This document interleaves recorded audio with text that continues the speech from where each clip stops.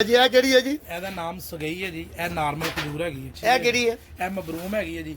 ਮਬਰੂਮ ਹੈ ਵੀ ਨਾਰਮਲ ਹੈ। ਅੱਛਾ। ਇਹ ਹੈਗੀ ਹੈ ओरिजिनल ਮਬਰੂਮ। ਅੱਛਾ, ਇਹਦਾ ਪਹਿਚਾਨ ਕੀ ਇਹਦੀ ਹੈ? ਪਛਾਣ ਹੈ ਇਹਦੇ ਉੱਤੇ ਨਾ ਛਿਲਕਾ ਨਹੀਂ ਹੁੰਦਾ ਹੈ। ਇਹਦੇ ਉੱਤੇ ਅੱਛਾ ਥੱਲਿਓਂ ਉੱਤੋਂ ਇੱਕੋ ਜੀ ਹੈ। ਥੱਲੇ ਉੱਤੇ ਇੱਕੋ ਜੀ ਖਜੂਰ ਹੋਏਗੀ ਅਲਹਮਦੁਲਿਲਾ। ਮਿਕਸ ਨਹੀਂ ਹੈਗਾ। ਲਓ ਜੀ ਮਾਸ਼ਾ ਆਓ ਅੱਗਿਓਂ ਪਿੱਛੋਂ ਵੀ ਆਓ, ਜਦੋਂ ਵੀ ਆਓ ਤੁਹਾਨੂੰ ਐਡਰੈਸ ਵੀ ਪਤਾ ਚੱਲ ਗਿਆ। ਇਹ ਦੂਸਰੀ ਦੁਕਾਨ ਦਾ ਕਾਰਡ ਹੈ ਜਿਹੜੀ ਕੱਪੜੇ ਵਾਲੀ ਨਾਲ ਹੀ ਹੈ ਬਿਲਕੁਲ। ਨਾਲ ਦੁਕਾਨ। ਅੱਛਾ ਜੀ, ਤੁਸੀਂ ਇੱਕ ਨਾਂ ਲਿਆ ਅਜਵਾ।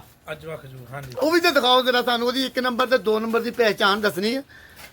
ਇਹ ਅਜਵਾ ਹੈ ਜੀ ਸਾਹਿਬ। ਅੱਛਾ, ਇਹ ਬਿਲਕੁਲ ਸਾਫ ਸੁਥਰੀ ਖਜੂਰ ਹੈ। ਖੋਲ ਕੇ ਤੁਹਾਨੂੰ ਚੈੱਕ ਕਰਾਣੇ। ਇਹ ਹਦੀਸ ਹੈ ਡੇਲੀ 7 ਦਾਣੇ ਖਾਣੇ ਚਾਹੀਦੇ ਹੈ ਰੋਜ਼ਾਨਾ। ਬਿਸਮਿल्लाह। ਅੱਛਾ ਜੀ, ਇਹ ਸੁਖਰੀ ਹੈ ਜੀ, ਕੀ ਬਾਤ ਹੈ। ਅਜਵਾ, ਇਹ ਅਜਵਾ ਹੈ। ਦੇਖੋ ਨਾ, ਅਸਲ ਪਹਿਚਾਨ ਬਾਤ ਜਿਹੜੀ ਪੁਰਾਣੀ ਹੁੰਦੀ ਹੈ ਨਾ, ਉਹਦੇ ਵਿੱਚ ਦਾਣੇ ਹੁੰਦੇ ਨੇ, ਪਤਾ ਨਹੀਂ ਉਹਨੂੰ ਕੀ ਕਹਿੰਦੇ ਨੇ ਪੁਰਾਣੀ ਦੇ ਵਿੱਚ, ਜਿਵੇਂ ਜਾਲਾ ਲੱਗਾ ਆ। ਬਿਸਮਿल्लाह। ਕੋਈ ਨਹੀਂ ਕਰ ਦੇਣਾ ਇਹ ਜੀ ਇਹ ਕਿਹੜੀ ਹੈ ਜੀ? ਮਬਰੂਮ। ਮਬਰੂਮ ਹੈ ਗਿਆ ਵਿੱਚ ਹੈਗਾ।